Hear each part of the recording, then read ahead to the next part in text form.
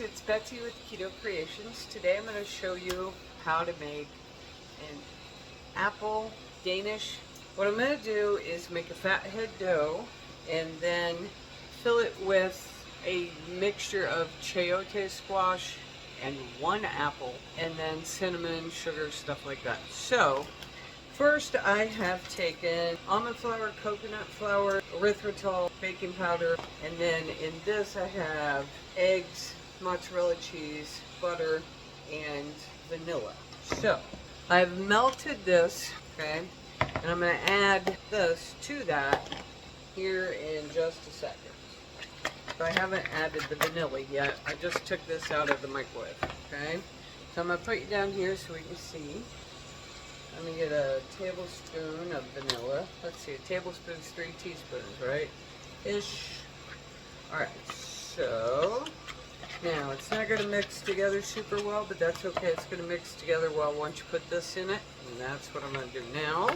Or so says the recipe. We'll see. It's a basic fathead dough, though.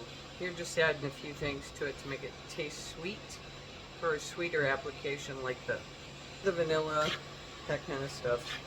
And we will hopefully be able to mix all this together.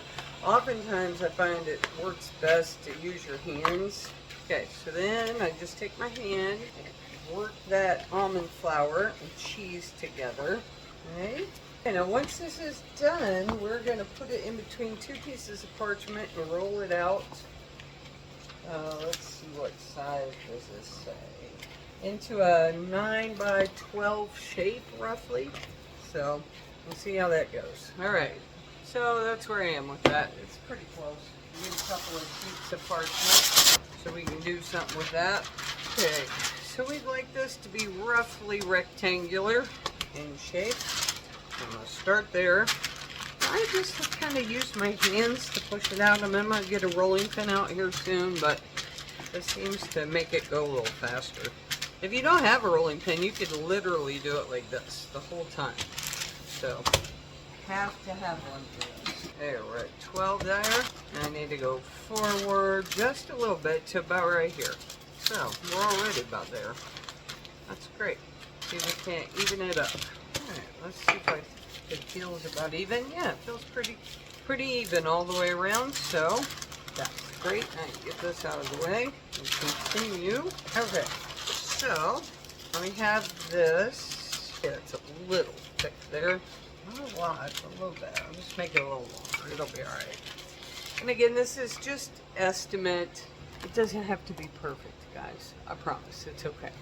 So let's see what we can come up with here.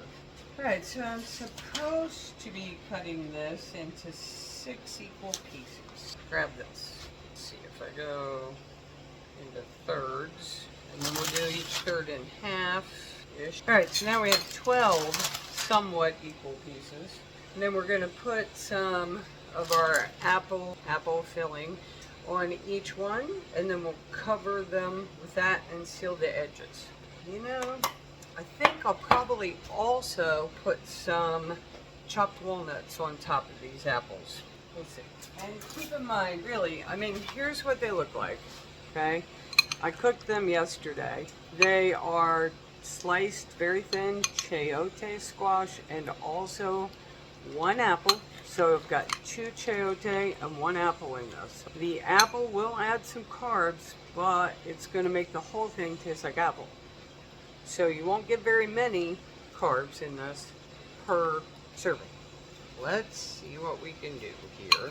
I'm going to put about maybe a decent tablespoon like this. Whatever it looks like, it'll fit. Again, they don't have to be perfect. I'm just going to use my hands here to spread this out properly so it can cover everywhere without being too much. So we have to be able to seal that edge. Otherwise, all the stuff's going to come out everywhere. That's no good, or I assume so. I haven't made this before, keep in mind. Alright, so now I'm going to flip this right over on top. Actually, you know what I should do is try to, maybe I can make these a little bigger. That'd be ideal, wouldn't it? Maybe I can roll it a little wider, a little longer. So then I'm just going to push it down like this, and then crimp it with a fork. Well, that's the goal anyway, so let's see how that works. So, let's get a good seal on that. Make sure you hit all the spots so that your dough stays sealed and you don't lose the film. Okay, so there we have one. Now, I repeat 5 more times, and then we'll put them in the oven at 350 degrees for 15 to 18 minutes. Put a couple of lines like this, just cut them in there so you can let the steam escape. There we go. That's how we're going to do that, and here's what it looks like. And then we'll bake her. See what we end up with. Okay guys, so now we're going to put an egg wash on this. Get out our brush, just a light coating like that, and give it a nice color. Alright, now like I said, we're going in a 350 degree oven. We'll start at 15 minutes and we'll see where we end up.